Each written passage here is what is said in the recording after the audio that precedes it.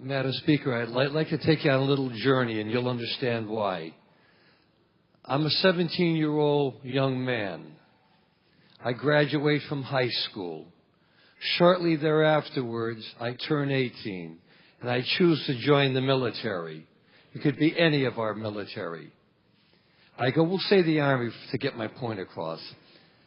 I learn how to use weapons like an M16, an M60. I learned how to become very proficient in all of these weapons. And I'm in the National Guard, okay, in Connecticut National Guard. And I become very proficient in these weapons.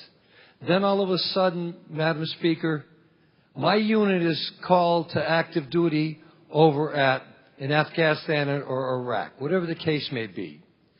So for the next year, I find myself in situations where I'm fighting for my life.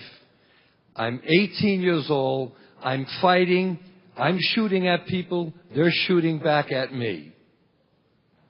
Let's assume that I'm fortunate and I don't get hurt and I come home. Now I'd like to do something, and I'm so involved.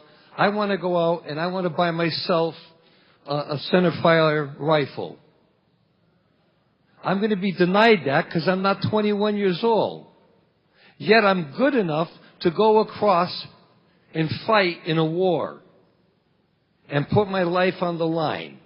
But because I'm not 21 years old, I don't qualify. It's said here in Section 1, if I may, Mr. Speaker, it says that these stricter limitations don't apply to members or employees of local police departments, departments of emergency services or public protection, or the Department of Corrections, or state and U.S. military personnel for use in the discharge of their duties. Well, this wouldn't be in the use of the discharge of my duties. This would be for my own personal pleasure. If I'm good enough to be able to handle an M16 and M60, go overseas and fight for people's liberties and fight for this country and put my life on the line, then why should I be denied the right to buy a rifle? I've served in the military. I'm in the National Guard, Connecticut National Guards. I've come back from overseas from a year of duty in Iraq or Afghanistan. I want to buy a rifle, but I'm not 21. Am I being denied the right to buy that rifle? Representative Dorgan. Thank you, Mr. Speaker. From the way I read the bill, the answer would be yes.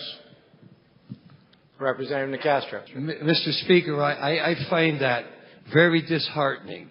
If I can put my life on the line, and if I can go overseas and fight for this country and fight for people's rights and use weapons that are a heck of a lot more powerful than what we're talking about, to deny me the right to have a rifle, to go target practice or something, I find very unacceptable. Thank you, Mr. Speaker.